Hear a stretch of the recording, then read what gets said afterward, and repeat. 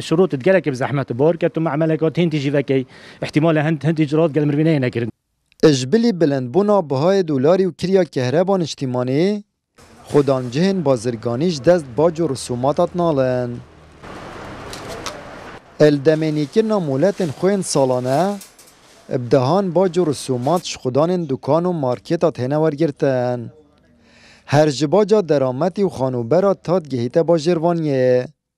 كهرباء من بويستدور وجهات قلت من 200 دينار من نبراد امريكا هي من سبليت هنا ومن هيتر هنا بونمونا مثلا في هيفي از 350 دم حق والدي 20 امبيرا وجبلي كري وبا اكيد ورا ولا ما يجازني كرخو حق نوفي دكانيش ما ورقت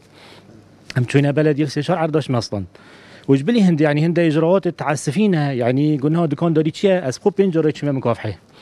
يعني از دو جارا چیمه سه جارا چیمه مکافحه نزار که دو جارا چیمه مکافحه گشتی دو جارا چیمه بنگه پلیسا هر سال تشتاقي جي لزيادات كان ضارب يعني هر سال تشتاقي لزيادات بيت هر سال يعني زمانه دچی بیشتر زمانه کریکوری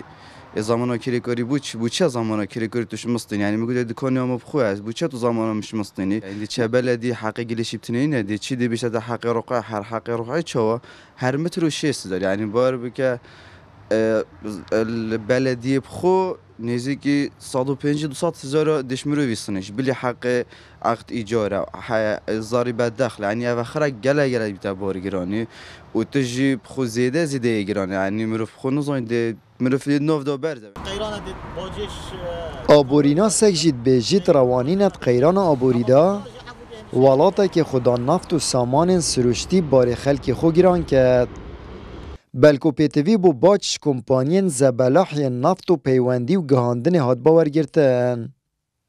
وارگرتنا في رجال مازنش رسوماتا و باجش خدانکارا دکاندارا ناگونجی تدگل باردو خی آبوری افریقای کردستانه هرچند باج بخو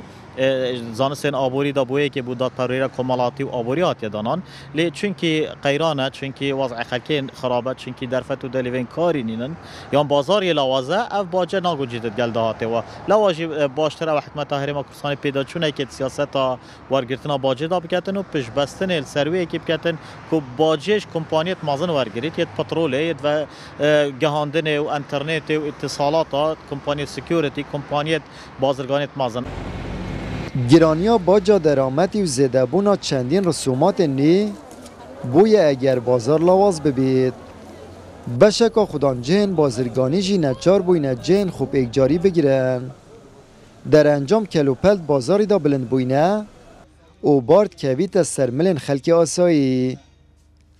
آمد بریفکانی کنال آسمانی پیام دهوک